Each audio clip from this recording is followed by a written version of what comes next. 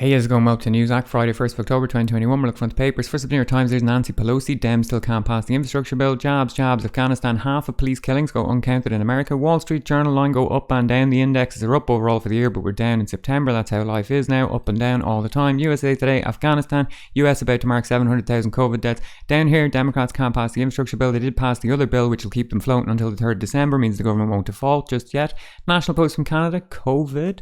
Toronto Sun, there's Justin Trudeau on a surfboard. Yesterday was the first National Day of Truth and Reconciliation, which honours the lost children and survivors of residential schools. Federal statutory holiday. Everybody's off, having a drink, having a nice time. That's what Justin Trudeau did, but people are annoyed that he wasn't spending the day out at memorial services, particularly given it's the very first time it's happened. Certain organisations came out and said they invited him to things, but he didn't want to come, obviously. Grandma from Cuba, there's our boy, Miguel Diaz-Canel, first Secretary of the Central Committee of the Communist Party of Cuba and President of the Republic of Cuba, out and about hugging the people. Down the bottom, quote from Fidel, "To know what the people want, we just have to come and talk to the people, and that will always be our line of conduct." Well spoken, thank you, Fidel. Citizen from South Africa, sexual predator James Bond. Same corruption case, this digital vibe story about the communications contract during the pandemic. They're alleging that people probably died because they didn't get life-saving information in time. Jerusalem Post, quote-unquote counter-terrorism operation stepped up in the West Bank. 3 Palestinians killed by IDF fire, RIP.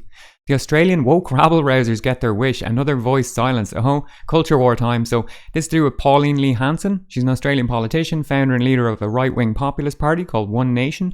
In 2021, was it this year or last year, she proposed a motion which rejected the teaching of critical race theory in Australian schools, and that was passed by the government.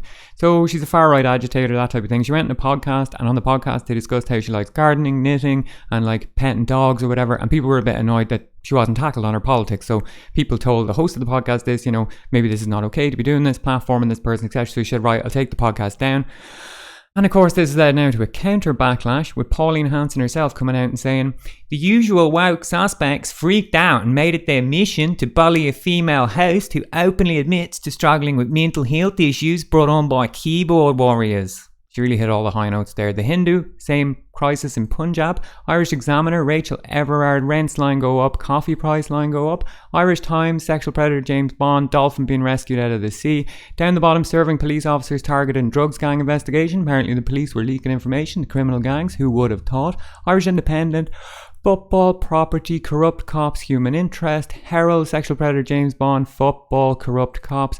Irish Daily Mail, sleep more, I can't do that, I already sleep 14 hours a day. Beside that, sexual predator James Bond. Down here, truck driver crisis coming in Ireland. There's Garth Brooks, who always looks like he's ready to drive a truck at a moment's notice. Irish Sun, celebs, true crime. Belfast Telegraph, restaurant shutting down. Down here, ex-spook bids to lift the lid on troubled secrets. So this man is suing the Ministry of Defence to release intelligence files regarding the Kincora Boys Home.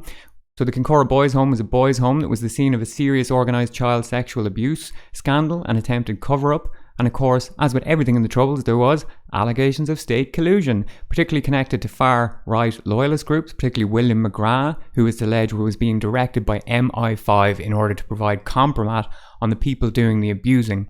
It was also alleged that Lord Mountbatten, yes, Louis Francis Albert Victor Nicholas Mountbatten, 1st Earl Mountbatten of Burma, 2nd cousin of the Queen, uncle of Prince Philip, RIP. It's alleged that he was involved in an old boy network which held gay orgies in country houses on both sides of the Irish border, as well as at the boys' home at Kincora. And in the 1940s, as far back as then, the FBI had a file on Mountbatten which described him and his wife as persons of extremely low morals, and contained a claim by someone close to Mountbatten that he was known to be a homosexual and had a perversion for young boys. Scotsman, Rachel Everard, RIP. Financial Times, businesses worried about autumn coming, high taxes, no truck drivers, that type of thing. Down here, a company got listed on the stock exchange that makes COVID tests. Their shares went up nearly 50%, no surprise. Guardian, sexual predator James Bond. Underneath that, Dame Cressida Rose Dick, she's the head of the Met. She was up talking about the Rachel Everard case, what they could have done, that type of thing. Beside that, police spies' relationship with activists ruled illegal. So this is an ongoing thing about the police who were spying on various social justice activists and environmental activists. This man entered a sexual relationship with a woman for over a year. Didn't know he was a cop spying on her. The Independent, 4 stories at the top. Labour, Tories, Sarkozy. Stop moaning about working from home. I'm not moaning about working from home. I love it. Happily stay here forever. There's Sarah Everard, RIP, and Dame Cressida Rose Dick. The Times, there's Dame Cressida again. Britain in need of butchers now, okay? Truck drivers and butchers. Jacob Rees-Mogg with some poxy opinion piece up the top. Daily Telegraph. Dame Cressida again. Not much else there. Daily Express, politics, Rachel Everard again. Keep our streets safe. Who will keep them safe? The policeman, the same people that killed her? Daily Mail, sexual predator James Bond. Underneath that, Met Chief Cressida Dick faced a clamour to resign last night. Her resigning will fix nothing, not a damn bit of difference. Daily Mail, Brittany got her life back, congratulations. Sarah Everard, demands grew for a radical overhaul of policing. Yes, a radical overhaul where we abolish the entire institution of police as we know it. iNewspaper, police chief urged to quit. Do it or not, it doesn't matter, someone else is going to fill in your boots.